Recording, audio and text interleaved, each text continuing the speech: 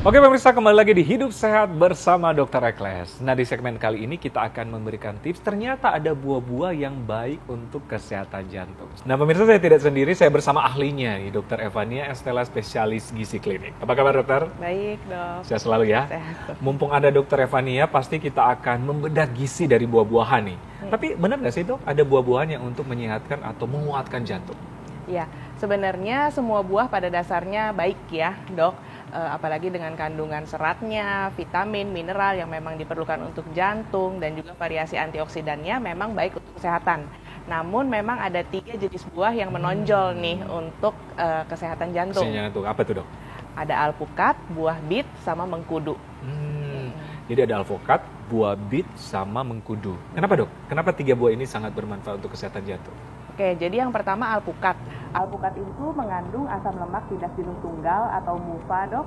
Dia berperan penting pada bisa menurunkan kadar gula darah, membantu menurunkan kadar kolesterol. Jadi sangat baik untuk mencegah faktor risiko penyakit kardiovaskuler. Setuju. Nah, kemudian selain itu alpukat juga kaya akan kandungan kalium yang sangat penting bagi elastisitas pembuluh darah. Iya, Seperti itu dok. Iya. Wah, bermanfaat ya. Jadi ibaratnya konsumsi sekitar setengah sampai 1 buah alpukat atau kisaran 200 gram disertai dengan diet rendah lemak ya dok ya, itu sangat baik untuk mencegah penyakit kardiovaskuler. Oke, 1 buah alpukat sehari? Sehari. Oke, jadi cukup ya? Cukup membantu ya? Cukup membantu. Oke, selain itu apa tadi dok? Kemudian yang kedua adalah buah bit. Buah bit, oke. Kenapa buah bit? Karena buah bit itu ternyata tinggi akan kandungan nitrat dok. Jadi nitrat itu hasil metabolismenya berupa nitric oxide yang memiliki efek melebarkan pembuluh darah. Oke. Jadi sangat penting untuk membantu menurunkan tekanan darah tinggi sehingga mencegah penyakit kardiovaskuler. Buah bit ya, itu biasanya berapa banyak yang kita konsumsi buah bit ya? Nah, buah bit itu sekitar dalam 100 gram buah bit itu kurang lebih kandungan nitratnya adalah 250 mg. Nah, ada penelitian yang menyebutkan bahwa sebanyak 400 mg nitrat itu selama 4 minggu akan secara signifikan menurunkan tekanan darah. Oke. Jadi kurang lebih sekitar 2-3 buah bit sehari itu Cukup akan ya? membantu menurunkan tekanan buah darah. bit ya, oke. Oke, satu lagi apa lagi tadi dok? Buah bit, alpukat, ada Buah mengkudu. Buah mengkudu. Nah, Nah, apa tuh dok? kalau mengkudu ini selain tinggi vitamin C, kemudian kalium juga yang tadi baik untuk pembuluh darah. Nah, dia juga mengandung senyawa bioaktif seperti fenol dan juga flavonoid yang sangat penting untuk efek anti-dislipidemi dok. Dia juga menurunkan kadar gula darah dan juga mencegah penyakit kardiovaskuler. Jadi flavonoid pada mengkudu ini memiliki efek menghambat suatu enzim HMG-CoA reduktase namanya. Enzim ini berperan untuk mensintesis kolesterol.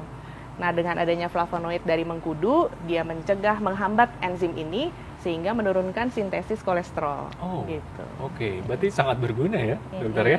Nah, bisa nggak dikombinasi dok, 3 buah ini? Ya, bisa banget dok. Bisa banget ya? Banget dok. Dan ini bisa banget dikonsumsi tiap hari ya?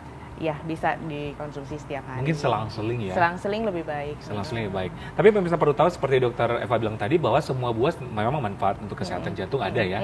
Tapi ada 3 buah ini yang lumayan ada kandungan yang untuk kesehatan jantung. Setuju ya? Tapi yang jadi pertanyaan, ada nggak buah-buah yang tidak baik untuk jantung? Nah iya, ternyata ada juga buah-buahan yang nggak direkomendasikan untuk penderita penyakit jantung. Apa itu dok? Pertama adalah buah-buahan yang memiliki indeks glikemik tinggi. Jadi seperti contohnya misalnya semangka, belewah, mangga, anggur, terus lengkeng, leci. Nah, semua yang manis-manis itu dok. Jadi dia buah-buahan dengan indeks glikemik tinggi akan dengan cepat menimbulkan lonjakan glukosa atau glucose spike. Dan bila itu terjadi terus-menerus glucose spike dalam 1 hari, itu akan sangat meningkatkan risiko terjadinya kencing manis. Nah, dan juga peningkatan berat badan. Setuju. Yang nantinya akan menjadi faktor risiko penyakit kardiovaskuler. Gitu dok. Kemudian yang kedua adalah buah-buahan yang menghasilkan gas. Seperti misalnya durian, nanas, nangka. Nah, kenapa? Jadi karena buah-buahan itu bila dikonsumsi dalam jumlah besar, dia akan menghasilkan gas sehingga kita akan merasa kembung. Itu akan memperberat gejala sakit jantung. Kemudian dia juga menyarukan atau menutupi gejala yang mungkin gejala jantung penyerta yang, dari jantung ya, iya, tertutupi dengan gejala buah tadi ya. Iya, betul. Oke. Kemudian ada lagi yang ketiga yang juga nggak baik untuk menderita jantung adalah buah kalengan. Oh, buah karena- kalengan apapun. Iya, kalengan nanas, lengkeng, leci, karena itu udah pasti ada tambahan tinggi gula dan juga tinggi garam yang memang nggak baik untuk penderita penyakit jantung. Penyakit jantung ya. Mm. Dokter, di atas meja kan ada buah-buahan nih, ada pepaya, apel, strawberry. Ini yang mudah kita dapati. Dokter sudah bilang tadi apa manfaat dari alpukat ya. Alpukat. Tapi yang ini bisa nggak dikonsumsi, dokter? Nah, ini juga sebenarnya bagus juga untuk penderita penyakit jantung karena yang pertama ada pepaya sama apel. Ini kan tinggi akan serat ya dan juga indeks glikemiknya juga tidak terlalu tinggi. Nah, kemudian ini strawberry. Strawberry juga kan kaya akan antioksidan, Dok. Setuju. Jadi bisa menekan radikal bebas dalam tubuh kita yang merusak sel termasuk sel-sel jantung kan, Dok. Jadi memang baik juga untuk penderita penyakit jantung. Iya. Ada tomat juga, kayak antioksidan ya. Ya, likopen itu juga sama membantu menangkal radikal bebas. Radikal bebas. Kira-kira takarannya kita harus konsumsi kalau pepaya, apel, ada nggak, dok?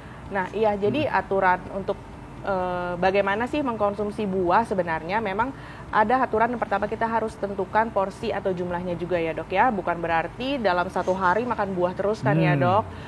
Jadi menurut tumpeng gizi seimbang dari Kemenkes, jadi porsi buah yang dianjurkan adalah sebesar 2 sampai 3 porsi seharinya. 2 sampai 3 porsi. Kalau pepaya gimana tuh, dok, cara ukurnya? Jadi sekitar 200 sampai 300 gram buah. Oke, Seperti oke. itu. Jadi pepayanya misalnya pepaya 100 gram ditambah apel 100 gram dan stroberi 100 gram itu dalam satu hari itu akan sangat baik. 300 gram. Kalau apel satu buah gini berapa gram, dok? Ini kurang lebih 100 gram. Oh, jadi apel satu buah sehari. Mm-mm. Cukup ya, baru ada buah-buah yang lain ya? Iya. Oke. Alpukat gini, dok? Kalau alpukat kita satu porsinya kurang lebih setengah buah karena alpukat itu kan tinggi lemak dan Tinggi kalorinya lemak ya. akan lebih tinggi ya, Dok ya. Oke. Jadi untuk satu porsinya itu kurang lebih di setengah buah. Setengah buah ya. Kalau maaf, dok, ini tomat. Ini kan kadang-kadang disambel ya. Iya. Kalau di Manado ada tuh namanya dabu-dabu, dok. Wah, enak banget tuh. Itu takarannya gimana, dok? Takarannya sama juga. Untuk satu porsinya itu kurang lebih 100 gram. 100 gram ya. Jadi- Ini 100 gram berarti satu Ya, gini. kurang lebih 100 gram. Kurang lebih 100 gram. Nah, jadi walaupun buah tetap harus dibatasi ya. Iya. Oke. Dokter, pemirsa mungkin ingin tahu mana sih baiknya dikonsumsi buah ini ya? Dalam bentuk jus atau buah-buahan langsung secara langsung? Gimana, dok? Nah, sebenarnya yang direkomendasikan adalah buah segar yang dimakan secara langsung ya.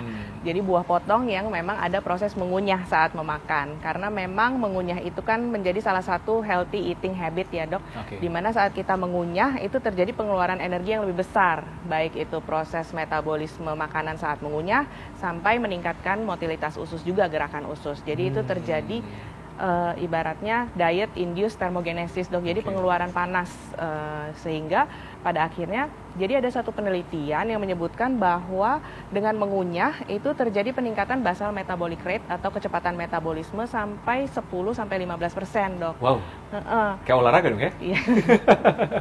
Oke, jadi Jadi- penting banget untuk makanan dikunyah ya, dok ya? Iya, karena akan membantu meningkatkan metabolisme, jadi mencegah peningkatan berat badan dan juga ya akhirnya akan mengurangi risiko penyakit kardiovaskuler. Iya, iya, Karena iya. kita mencegah obesitas. Terakhir nih bagi pemirsa di rumah, tips bagaimana mengkonsumsi buah-buahan yang baik untuk kesehatan, apalagi untuk kesehatan jantung. Silakan, dokter. Oke, jadi yang pertama kita harus tahu porsinya dulu. Jadi sesuai dengan tumpeng gizi seimbang dari Kemenkes bahwa konsumsi buah yang baik adalah sebanyak 2 sampai 3 porsi setiap harinya. Kemudian pastikan buah yang bervariasi, Ya.